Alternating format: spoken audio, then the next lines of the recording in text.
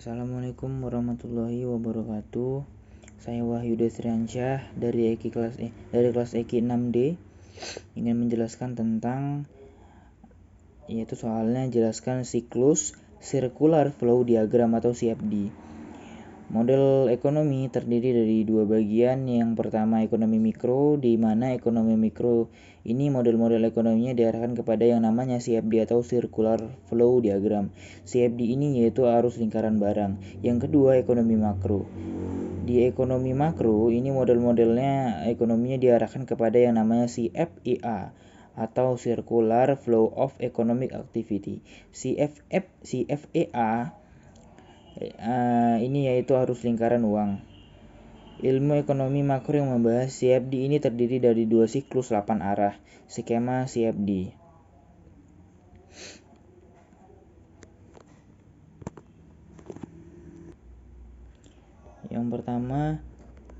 Siklus yang pertama dimulai dari produsen sebagai penghasil barang, lalu mengarahkan ke pasar sebagai penampung barang dengan jumlah yang besar, lalu menuju ke rumah tangga sebagai orang-orang yang ingin membeli barang-barang yang ada di pasar, lalu mengarah ke faktor-faktor produksi yang terdiri dari sumber daya alam, sumber daya manusia, dan sumber daya modal. Mengapa dari rumah tangga mengarah ke faktor-faktor produksi? Karena satu-satunya pemilik faktor-faktor produksi itu adalah rumah tangga. Lalu kemudian bergerak ke produsen sebagai pengguna sumber daya alam, sumber daya manusia, dan sumber daya modal.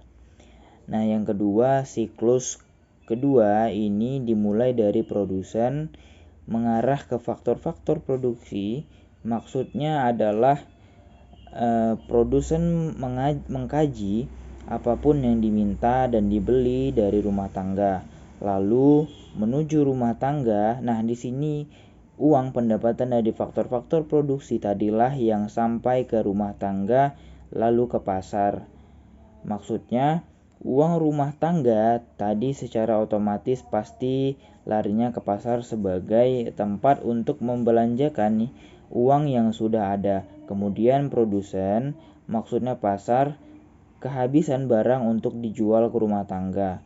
Maka secara otomatis pasar akan menuju ke produsen dan produsen akan mengisi kembali barang persediaan di pasar. Begitulah siklus secara terus-menerus berputar-putar. Mungkin itu saja yang bisa saya sampaikan.